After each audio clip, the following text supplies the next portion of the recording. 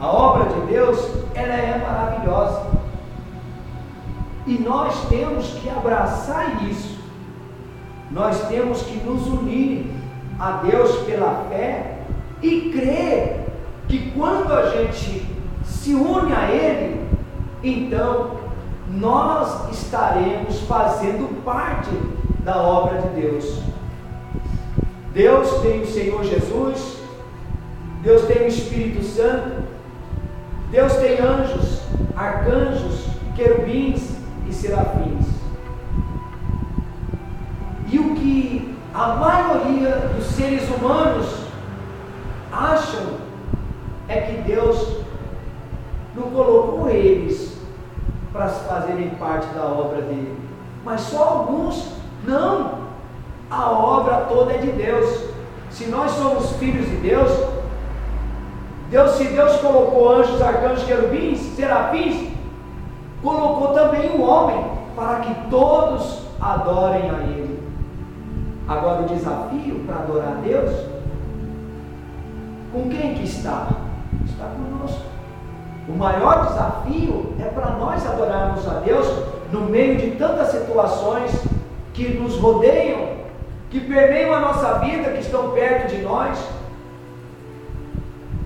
Tudo acontece ao nosso redor para que a gente venha ficar desfalecido na fé, para a gente pensar em desistir de andar com Jesus, de vir na igreja, de estar na presença de Deus. Então muitas coisas acontecem para que nós venhamos desistir. Então é um desafio muito grande.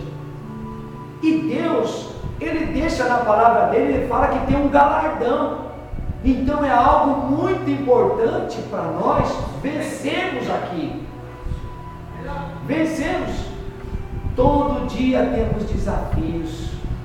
Todo dia passamos por uma prova. Mas se eu estou com Deus, se eu estou com Jesus, eu vou passar nessa prova. Se eu tenho mantido a comunhão com Deus, se eu estou firmado na palavra de Deus, eu vou vencer os desafios. As provas virão e eu não serei reprovado, mas serei um servo aprovado. Então nós podemos todo dia renovar nossa aliança com Deus. Nós temos que ter por hábito. Olha, de manhã você escova os dentes, lava o rosto, não é verdade? Senão fica complicado, né? Então você tem que lavar o rosto, escovar os dentes, tomar um banho, para você começar um dia maravilhoso. Assim, nós temos que chamar, antes de qualquer coisa, nós temos que chamar Deus para a nossa vida. Meu Deus, seja comigo. Abençoa o meu dia. Olha, eu vou resolver esse problema aqui, eu vou ali, eu vou trabalhar. Meu Deus, o lugar onde eu trabalho tem até perigo. De repente você opera uma máquina, e a gente sabe que as máquinas, quem está perto dela pode ser um trabalho perigoso. Então tem que pedir para Deus cuidar, zelar, porque Ele vê, Ele sabe de todas as coisas. De repente a pessoa está lá fazendo o trabalho dela e não está vendo o risco que ela está correndo, mas Deus está vendo o risco que ela está correndo. Às vezes a pessoa está até distraída no trabalho pela confiança, acha que nunca vai ter problema, mas Deus está ali cuidando para que aquela pessoa não venha sofrer danos. Deus cuida, não é durante o tempo que você está na igreja, mas todo o seu dia Deus é contigo. Ele diz na palavra dele 365 vezes: eu sou contigo, uma para cada dia, para nunca a gente esquecer que Deus é conosco, que Deus é comigo, que Deus é contigo. 365 vezes, uma para cada dia do ano. E ele diz mais agora: E ele diz, né, no versículo 13, até que todos cheguemos à unidade da fé e do pleno conhecimento do Filho de Deus, a perfeita varonilidade, à medida da estatura da plenitude de Cristo. Então Deus quer que todos venhamos aperfeiçoar para chegar, olha, o que é a estatura? A altura. De quem? Da plenitude de Cristo. O que era a plenitude de Cristo? O amor. Ele tinha dons. Ele era pleno, porque Deus concedeu plenitude a ele. O Espírito Santo estava com ele. Então, continuando o versículo 14 de Efésios 4, para que não mais sejamos como meninos, agitados de um lado para o outro e levados ao redor por todo o vento de doutrina, pela artimanha dos homens, pela astúcia com que induzem ao erro. Ele está falando aqui que esse pleno conhecimento, essa edificação, esse aperfeiçoamento que Deus traz para nós através da palavra que está sendo pregada, é para que a gente não venha a ser enganados, porque o que não falta neste mundo são enganadores para tentar tirar o quê? Nós da perseverança da salvação eterna. Enganadores tem muitos mesmo.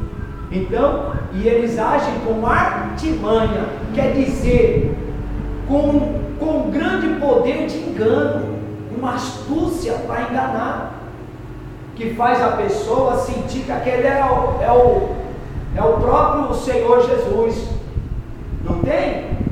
Não tem os Henri Cristo da vida aí, que se declara que ele é Jesus, mas não é. É como se ele zombasse de Jesus. E ele imita e ele fala. Ele não ouviu Jesus falar. Como que ele pode achar que Jesus fala daquela maneira que ele fala? Que os programas de televisão ficam imitando ele? Quer dizer, usando-se daquilo que ele faz para zombar até de Cristo. E ele diz no versículo 15, né? Para que a gente não venha pela astúcia dele ser induzidos ao erro. Versículo 15, mas seguindo a verdade em amor, cresçamos em tudo naquele que é a cabeça, Cristo. Cristo é a cabeça da igreja. Nós somos membros do corpo de Cristo. Não existe cabeça sem corpo. Quer dizer, Jesus precisa da igreja, de nós. E nós precisamos de Jesus, porque não existe corpo sem cabeça. Tratando-se da vida espiritual, não tem como eu falar que estou com Deus, com o Espírito Santo, e não querer estar com Jesus na minha vida. Não tem como. Está tudo sob a autoridade dele. E ele diz agora no versículo 16, né? Naquele que é a cabeça, Cristo, de quem todo o corpo bem ajustado e consolidado, quer dizer, firmado, pelo auxílio de toda a junta, segundo a justa cooperação de cada parte, efetua o seu próprio aumento, a edificação de si mesmo em amor. Então, cada vez mais, com Cristo nós vamos nos edificando e crescendo. Nós vamos nos esforçando diligentemente para preservar essa união com Cristo Jesus através do Espírito Santo. E aí vem a nossa paz. Entrando agora no versículo 17, que é a continuação, ele diz: isto, portanto, digo e no Senhor testifico, que não mais andeis como também andam os gentios, na vaidade dos seus próprios pensamentos. Então ele está falando, ali ele falou, olha, não sejamos como meninos. Quer dizer, menino não tem compromisso nenhum, menino não tem responsabilidade nenhuma. Então, ele dá esse exemplo de criança. Olha, não seja como uma criança sem responsabilidade. Agora você não está, não é o tempo de brincar. O tempo de brincar já passou. Quando você estava nas trevas, fazendo a vontade do diabo, então você estava lá, agindo como um menino. Agora você cresceu, está ouvindo a palavra de Deus, então mantenha-se em comunhão através da unidade da fé, que é o Espírito Santo. Ele é a nossa união com Deus e com Jesus. Então ele diz, repetindo: isto portanto digo e no Senhor testifico, que não mais andeis como também andam os gentios, na vaidade dos seus próprios pensamentos. Versículo 18: obscurecidos de entendimento, alheios à vida de Deus. A vida de Deus por causa da ignorância em que vivem pela dureza do seu coração. Aquelas pessoas que vivem duras, que não se curvam para Jesus, que não aceitam que Ele é um necessitado. Não tem um que não está, que nem diz aí o ditado, eu estou em cima da carne seca. Mentira! Está todo mundo por baixo, todo mundo precisa de Deus. Quem acha que não precisa é os que mais precisam de Deus, sabia? Então ele fala: olha, por isso os gentios andam na vaidade dos seus pensamentos, obscurecidos, quer dizer, inebriados na escuridão de entendimento, alheios à vida de Deus por causa da ignorância em que vivem, pela dureza do seu coração, os quais, tendo se tornado, olha só, eles se tornaram insensíveis. Não são sensíveis essas pessoas, porque aquele que não tem a sensibilidade de reconhecer que Deus é Pai, que Jesus Cristo é o Senhor, que o Espírito Santo é o passaporte para a vida eterna, é isso aqui, ele é duro de coração. Os quais, tendo se tornado insensíveis, se entregaram à dissolução, à destruição, para com avidez cometerem toda a sorte de impureza.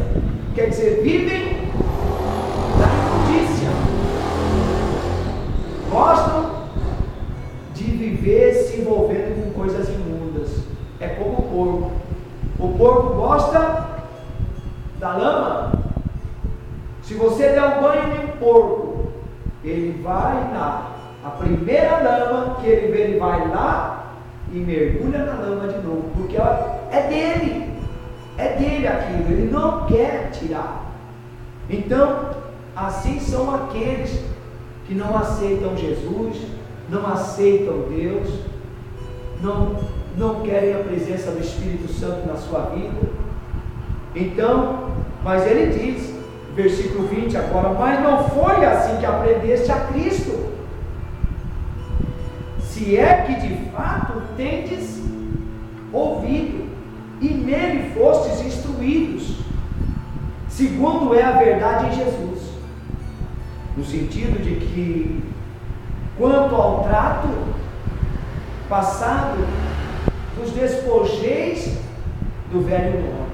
O que é despojar? Se desprender, se desfazer. Despojar é tirar, se despojar do velho homem. O que é o velho homem? Você lembra das coisas que você praticava, que você fazia quando não conhecia Deus verdadeiramente, quando você não tinha comunhão com Deus.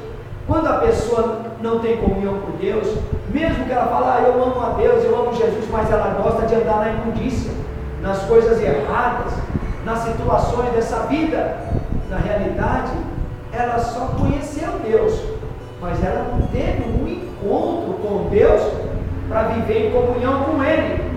Por isso que as pessoas, elas vivem aí nas igrejas, e elas não deixam de beber, não deixam de fumar, não deixam de viver uma vida errada. Por quê?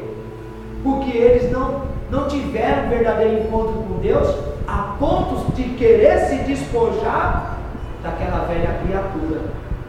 Meu Deus, eu não aceito mais andar dessa maneira, fazer esse tipo de coisa. ter essas atitudes que eu tinha. Então Deus, Ele vai limpando e purificando, vai te edificando, vai te aperfeiçoando. Mas quantos que não querem isso? Por isso que Ele fala no sentido de que quanto ao trato passado, vos despojeis do velho homem, aqui ó, que se corrompe segundo as concupiscências do engano. Quer dizer, segundo os desejos do seu coração que está enganado, coração enganoso. E ele continua e diz: e vos renoveis no espírito do vosso entendimento, e vos revistais do novo homem, criado segundo Deus, em justiça, em retidão, procedentes da verdade. Então ele está falando para nós nos despojar do velho homem e buscar diante disso a renovação que vem através de um espírito novo. Renovar é novo. Então vos renoveis do espírito do vosso entendimento. E qual é o entendimento? É o conhecimento da palavra, é conhecer Deus, é você ouvir que você tem que ter um encontro maior com Deus, que você tem que ter comunhão com Deus, porque aquilo que nós achávamos que a gente era de Deus, que tinha Deus na nossa vida antes de conhecer Ele verdadeiramente, era um engano no nosso coração, porque aquilo não trazia proteção. Acontecia situações, você chorava, você se deprimia, você se angustiava, você sofria, você adoecia, você sempre tinha problemas, porque Deus não podia cuidar de você, Deus não podia zelar. Ele não pode zelar daquele que não aceita Ele como Deus e que não aceita que Ele cuide dele. Para Deus cuidar de mim, eu preciso aceitar isso. Ele não vai cuidar de mim sem que eu peça para Ele, para que Ele cuide de mim. Meu Deus, cuida de mim. Meu Deus, eu sou que nem aquela criança indefesa. Eu sou que nem aquela criança que, se alguém não der comida para ela, não colocar comida na boquinha dela, ela vai morrer de inanição. Assim sou eu. Se o Senhor não cuidar de mim, eu vou perecer. Então, por isso que ele diz que nós temos que nos renovar no espírito do vosso entendimento, e vos revistais do novo homem. Novo homem, nova mulher, e vos revistais do novo homem, criado, olha só, segundo Deus, em justiça, retidão, procedentes da verdade. Então veja que há um conselho aqui, e que nós temos que procurar isso, nos renovar e nos revestir do novo homem. Quer dizer, não aceitar a velha capa, rejeitar aquilo que não provém de Deus para a nossa vida. E ele continua no versículo 25: por isso, deixando a mentira, quer dizer, se mentira, não minta mais. Por isso, deixando a mentira, fale cada um a verdade com o seu próximo, porque somos membros uns dos outros. Irai-vos e não pequeis. Você tem momentos que você passa por aquele nervoso, mas você não pode deixar que aquela ira, aquele nervoso venha fazer você pecar. Irai-vos e não pequeis. Não se ponha o sol sobre a vossa ira, quer dizer, não faz arder, porque o diabo entra como o sol e faz arder. E aí, quantos não matam por causa disso? Devido a isso. Põe o sol sobre a vossa ira, nem deis lugar a quem? Ao diabo. Não dê lugar ao diabo, não bata a boca, não discuta, não, olha, você quer fazer o que agrada a Deus, não fique batendo boca com ninguém, nem agredindo, nem querendo ofender. Bate boca cristão não existe. E ele diz no versículo 28: aquele que furtava, não furte mais,